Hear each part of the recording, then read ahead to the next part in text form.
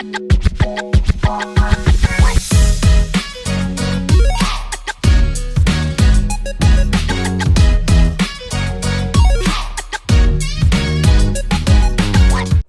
guys to another video, and in today's video we're going to be talking about the musk. All right, and today we have a lovely Nigerian queen here at the tutu. Okay, and she's such a darling. I met her in my cohort. No, not my cohort, she came after me, but then yeah, same trust, so she's a sweetheart. So she's gonna be talking to us about the musk. She's a mental health nurse here in the UK, and yes, I'm just gonna be leaving it to her to explain to us about this station, give us some encouragement, and just walk us through her experience. Yeah, so at the tutu, over to you. Hi. So hi everyone. Like Tasha said, my name is Aditutu Adewale. I'm from Nigeria. I'm a mental health nurse. I've been a mental health nurse for like a year, but I've been a general nurse for 4 years. So you understand. Yeah. So coming to the UK has been wonderful. That's just a summary about it. So for the preparation of the Osce, it was tough.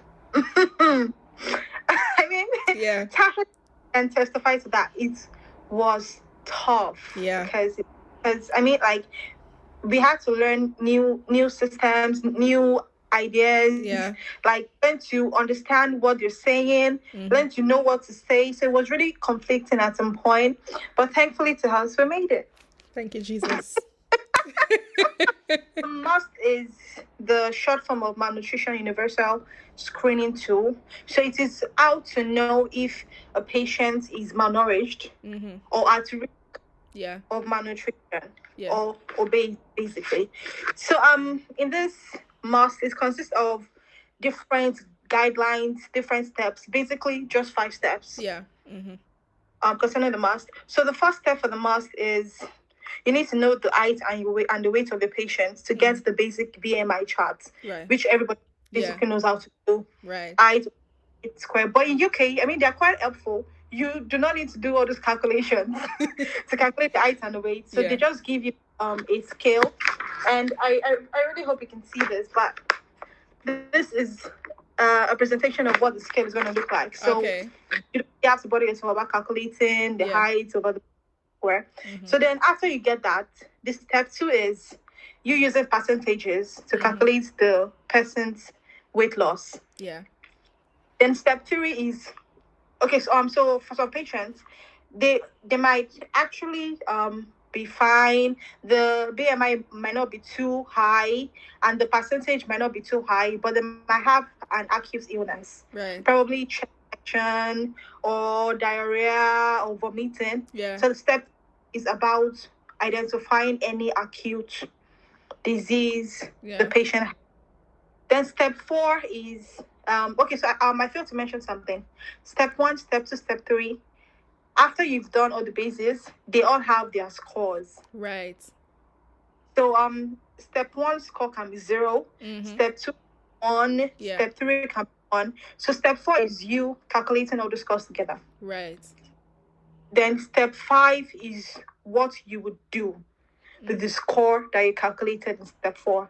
So the basis for MUST is just understanding how to calculate, because once you make a mistake in the step 1, I'm sorry, every other thing is just it's not going to match up. So like I said earlier, they are so nice to give you this, so it's easy for you to like calculate the scores and everything, to know what you want to do with the height and the weight of the patient. Then for step 2, like I said, it has to do with percentage. So there's a conflict concerning the percentage, because I was an opportunity to talk to someone, to assist someone basically, and she really had an issue with the percentages, because I mean, I feel it's not a fault, because some people really have issues in understanding greater than, because some people think greater than should start from the exact number. Some people believe it should start from the number after it. Greater than 5 should start from 5. But some people think it starts from 6. So if you make that mistake, you've already messed up the entire steps. Yeah. So the scale can be, so for step 2, you need to calculate the patient's weight loss for the past 3 to 6 months. Okay. And they have different scales, lesser than 5, 5 to 10, greater than 10, which Yeah. have their scores. Right. So if you miss one, that's just it. So I think if you really have issue with mathematics, I'm sorry, you have to brush up on your mathematics. Exactly. Yeah. And for the step 1 and for the step 2, it just has 3 scores. Either it's 0 or it's 1 or it's 2. Yeah. So you have scores right. So like I said, for step 3, it's about acute disease, chest infection, diarrhea, vomiting. If the patient has that, and this is an issue too, because greater than 5 days, the question can come in something like, Lily had been vomiting for 5 days. And for someone who believes that greater than 5 means 6 days upward, Messed up. Yeah. Because that is an indication that she has an acute disease. But since you believe that no, greater than 5 is 6 days up. Yeah. You miss that. And once you miss that, you're missing the rest. So yeah, when they say that that's for 5 days, that is a score 2. So for step 3, it only has either 0 or 2. yeah. So if the patient has any acute disease, a 2. If the patient has none, it's 0. Yeah. So at step 4 is calculating all the scores you've gotten. You understand? Yeah. So it's 0, it could be 1, it could be 2. For 0, it is low risk. For 1, it's medium risk. Yeah. And for 2, it's high risk. So like I said, step 5 is you knowing what to do concerning everything you've done. Yeah. Like step 5 is like, oh, okay, you've gotten your calculations. How will you the patient? How would you carry on the treatment? What would you do to make the patient better? So it depends really, because hospitals have their own method, care homes have their own method, have their own method. So it depends on the scenario they give. Yeah.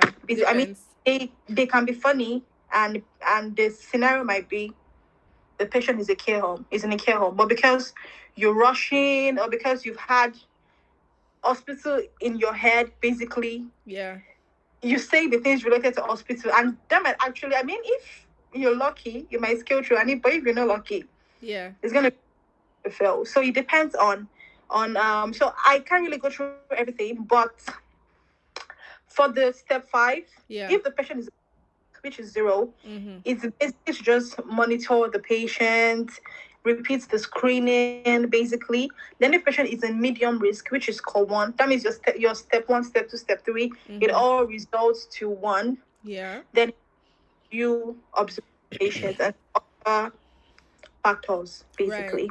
Then for step 4, if the score is 2, that means the patient is at high risk. So at this point, you tend to treat. Yeah. You tend to treat. And it also has its own stories under it, basically. So even after you've said what goes on, because I mean, luckily for you, you get to have these too. Right. I mean, they're so nice and must. Which has the steps, like, that's very straightforward. Yeah. And like you get to have the steps, and you also get to have what to do in this paper. Come on, you can't possibly be reading through it because it doesn't make any sense. You actually have to have a knowledge. You can't just pick it up and start reading it. Oh, I would do this. They're gonna look at you like, did she even bother to get in the first place? So you also have to know something about it. So after you said the categories of where each fall in, you also have to note that you have to say something about the acute disease. So if your patient has a chest infection, after you've talked about what to do for low risk, medium risk, or high risk, you also have to talk about how to treat the infection. Right. As if you don't treat the infection, how will the patient get better? Because if the patient has a chest infection and you don't talk about helping the patient get better from the chest infection, the patient won't be able to have the adequate diet to actually leave the malnutrition. So you have to also talk Yeah. about the underlying disease. So Yeah. let me just some expos. So if you're lucky to have a patient that has chest infections, you could just say something like, "Oh, you would administer prescribed antibiotics, and also encourage foods good in protein, vitamins, because we believe that when my patient is free or is healed from the chest infections, the diet bound, the appetite and the diet and the nutritional intake is bound to increase. So, like hand to hand. So you can't take care of one. Because even if you eventually get a patient to eat more, drink more fluid, eat more protein, the patient still has a chest infection. Yeah. Yeah. So they are still going to be getting sick, and it's still definitely going to affect the nutrition. So you're basically going to go back to The point drawing zero. board. Yeah. So that's the best thing to do. So honestly, that's it. As long as you understand the calculation, what to say, what to do, that's just it. And also for the question, so I would like to talk about my experience now. Yeah. So luckily for me, the mosque was the first thing. Okay. So the first station I got to do, and honestly, I was scared. I was scared. And I think it's for 8 minutes. Yeah. I think the mosque is for 8 minutes, yes. I was scared because there was a big timer at my back, and like honestly, I feel it wasn't really helpful because you have to keep turning, checking the time, like turning and checking the yeah. in front of me. So I had to like write a bit, check. So it was like a bit of, and I was scared because I'm sorry, I do not like calculations. Nope. So I kept double checking. I calculated step 1 like 5 times. I calculated step 2 like 5 times. I kept calculating because I was scared that if I made a mistake in the first part, I'm sorry, that is it. Yeah. And for us, it is writing and speaking. Yeah. So you first get to calculate the step 1, step 2, step 3 before you now explain. So step 1, step 2, step 3, step 4 is where you get to just focus on your book, calculate, write your scores. Then step 5 is where you get to explain to your examiner. So since the time is 8 minutes, the best thing to do is just ration your time. Like for the writing part, you can just use if you're fast and you trust your calculating skills. I didn't trust mine, but if you trust calculating skills, you could just use 4 minutes, really. Yeah. 4 minutes to calculate, or 5 minutes. Then since the explanation is just step 5 alone, you can use 2 minutes to explain. But I mean, you're nervous, you definitely have to stutter or stammer, you have to like think. So you using the last 3 minutes is a bit like is a bit of you pulling it. Yeah. So just use 4 minutes to calculate. They know you have 4 minutes to explain. Even if you get to say something wrong and you have to start over from the beginning, you know you have adequate time to actually do that. And I mean, you can be nice to have very friendly examiner, nice, and are you okay? Are you fine? Yeah. You want anything? I know, right? So after I did the calculations and I explained her, luckily I still had like 1 minute to spare, and I just sat there looking at her, and she was looking at me, and I was like, what if you made a mistake? Like the fear is actually doing it. Then you start thinking, what if I made a mistake? What if I made a mistake? And you were so sure not making a mistake, but what if you made the mistake? Right. I feel like it is wild. It is wild. Really wild. So I think last year I don't want to talk about how the question may come as then. I think that's just basically everything about must. Yeah. So for me, I can't really remember, but I think I got something like Donna. So they were explaining Donna is a 24-year-old woman or something like that. Yeah. No, I think Donna was old. She was old.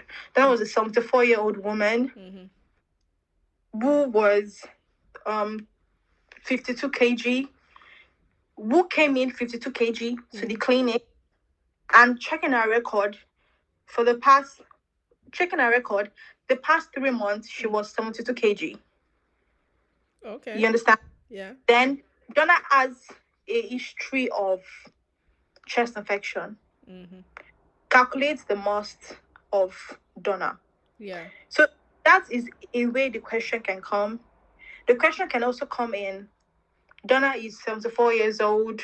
Donna came into the hospital with 54 kg. Yeah. And when looking at her record, it was said that she had lost 5% of her. Like I said, you don't need to bother yourself with everything, really. You don't need to bother yourself with everything, really. Right. What you just need to just go through the chart, which you're very lucky you have. So the best thing to do is just to familiarize yourself with the just go through the chart. Yeah. Like know everything, because some people might have crammed the part of, oh, Donna was 52 kg in the past 3 months. Now she's 32 kg, and be like, okay, they gave me kg. And when they actually see Donna lost 5%, they're gonna be like, yeah, okay, how will I do 5%? Like, because they are used to using kg. Yeah. But they might need percent, they're like, I need the kg. Where's the kg? But you can actually use the percent. Yeah. And it's kind of like switch, because you might have crammed the process of using percentage to get the weight loss, and you get kg, and you're like, what am I going to do? So the best thing is to familiarize yourself. Honestly, these two charts, they are your life for most. They are basically your life for most. If you want to really understand most, just go through these charts, understand it, and trust me, you will be fine.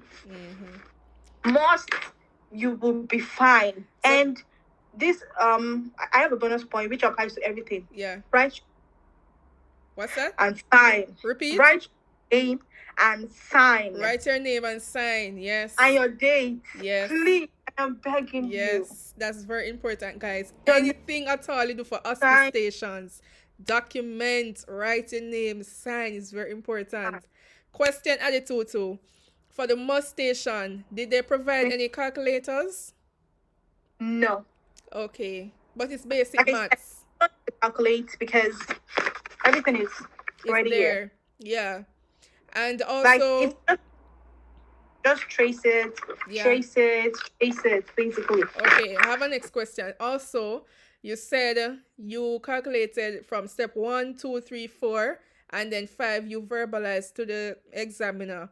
Is it required for us or anybody who's going to do this station to write out whatever you're going to verbalize first, or you can just jot it down? Will it be marked or? No. Yeah. I mean, like, it can be marked. I mean, they don't need you to jot because, like I said, I mean, it's already here. If the patient is at low risk, you say this. Medium risk, you say this. High risk, you say this. So they expect you to not jot because you already have it. I mean, at some point you can forget, so you can just glance down and say it's not you reading. Yeah. Then you get so, but there's no calculator. Yeah. You don't need to jot anything down because trust me, there's no space to jot. Like they just give you like a blank sheet with different segments, step 1, step 2, step 3, step 4. Just trace your calculations on the chart, then write them down.